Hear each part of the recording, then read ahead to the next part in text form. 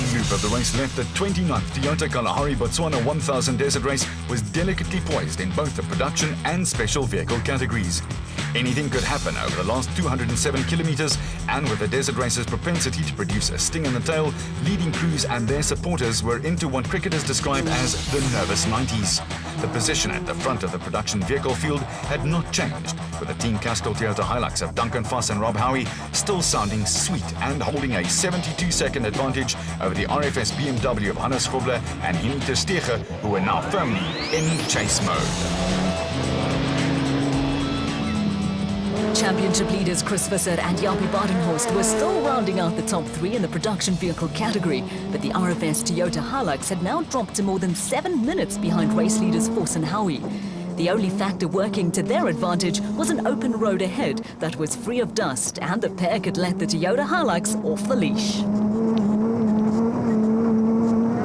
The more open route on the second racing section made life a little easier for the Special Vehicle Brigade.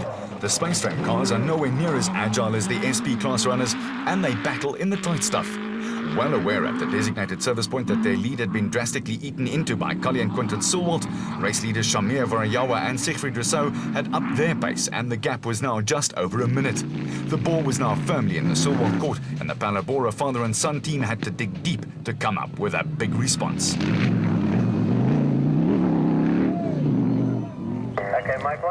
Radio marshals strategically placed along the route keep track of the cars, with Herman and Richard Sulwalt still around 15 minutes behind the two lead cars, and behind them, Johan and Dion Besadenhout were still in control of Class P, with the Adenco bat running sweetly.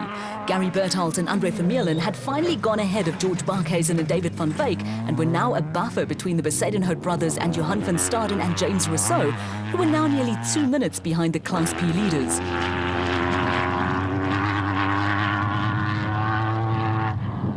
Gradually closing in on Van Staden and Rousseau were Nardus and Louis Alberts, who had been in a solid 4th place in Class A throughout the day.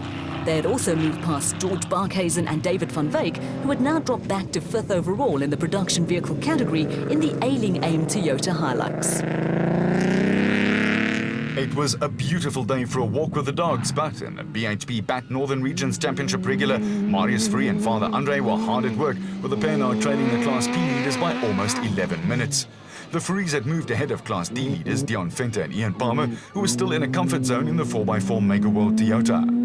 Class D caters for 4 or 6-cylinder petrol engines with a maximum capacity of 4 litres or a diesel unit with a 3-litre capacity. The engine and body must be from the same model range as the chassis, and while power output is governed by a 30mm restrictor, extensive suspension modifications are actually allowed. Teams are also restricted to 4 new tyres per car per event and 8 tyres for races longer than 600 kilometers.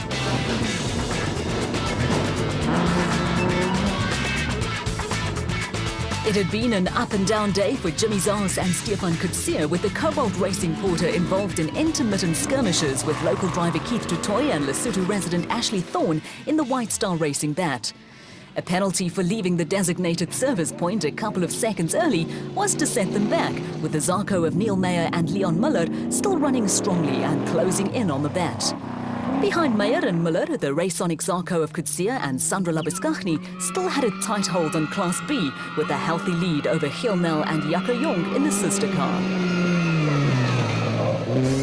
On the final loop back to the finish at Kumakwani, and there was now high drama, with the RFS BMW of Hannes Grobler and Henny ter Steege leading the production vehicle category.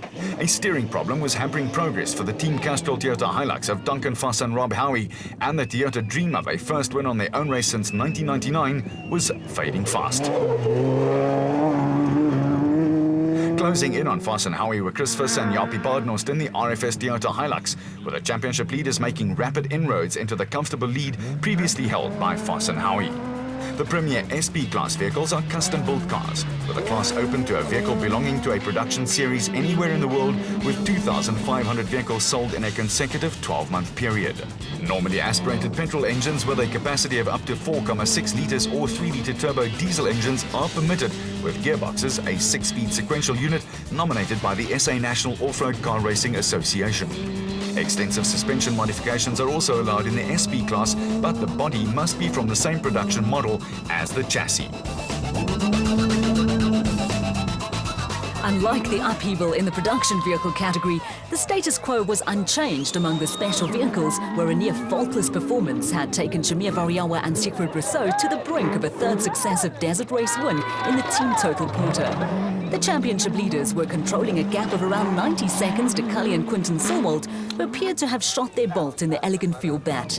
It had been a brave chase by the 2007 desert race winners and SA champions, but the Botswana event is like meat and drink to Variawa and Rousseau. Behind the leaders, Herman and Wichard Silwald were assured of a podium place that would keep alive their championship hopes, and behind them, a terrific performance that kept Class P leaders Johan and Jan Besaidnout in the top 4 overall in an Adenko bat that had not missed a beat all weekend. Gary Bertelt and Andre Vermeulen had made a solid recovery from their role on the first racing section, and they now had a tight grip on 4th overall among the production vehicles. Bertelt and Vermeulen had gone past Atlas Copco teammates Johan van Staden and James Rousseau, with the pair having a tight grip on 2nd place in Class P that would consolidate their championship lead. It had been a lonely day for Nardis and Louis Alberts in the Rapsa bat, and behind them the still misfiring AIM Toyota of George Barkhuizen and David van Wyk was hanging on to 5th place in the production vehicle category. A late battle in the race had developed between 3 cars, with Class P crew Marius and Andre Fourie running just ahead of Jimmy Zaas and Stefan Kutsia in the Cobalt Racing Porter, in which Gary Bertelt almost won the desert race a couple of years ago.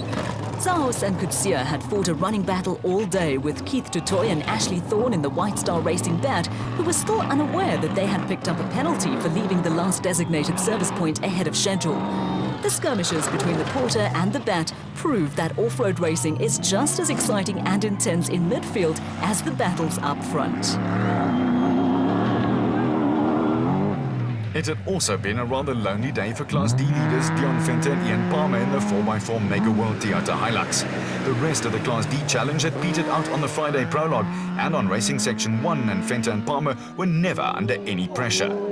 Behind them, another little race cameo was being played out, with early Class P leaders Archie Rutherford and Mike Lawrenson making up ground in the Regent Racing Jimco. They moved ahead of the Zarko of John Thompson and Zeldan Niemand, with veteran Bodo Bertelt and Philip Herselman still soldiering along in their Atlas Copco bat, with a 68-year-old Bertelt maintaining a proud record of never having missed a desert race. By contrast, Neil Meyer and Leon Miller were making their Botswana debut, but the pair had done a solid job in the MRZ trailer Zarko. The Bloemfontein-based pair of Peter Ruthven and Rudy Brits had also done a solid job in the Rubicon Racing Toyota Hilux. The pair missed a couple of events early in the year, followed up with a couple of non-finishes, and this was by far their most impressive outing of the season. They were running ahead of Class B leaders Kutsia and Sandro Labuschagne, who also made a late start to the season in the Raconic Zarko. They had a healthy lead over the sister car in the hands of Giel Nel and Jaco Jong, and the points would come in useful. Also trying to rescue points were the Polokwane crew of Naeem Musaji and Rayam Badania, who had not enjoyed the best of races since winning the Donaldson Prologue. There had been another change in Class E, where teenager Lance Woolridge on his first desert race and Ward Huxtable had gradually ground down the rest of the opposition in the Team Ford Ranger. It had been a gutsy performance from young Woolridge, with the Ford running ahead of the Regent Racing Nissan Navara of Terence Marsh and Bucks Carolyn, who were also going to be rewarded for their perseverance.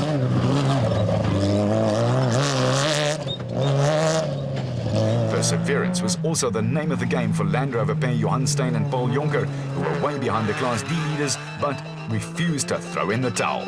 It was the same story with Giel Nel and Jaco Jonker in the second Raconic Zarko, who were going to pick up points in Class B.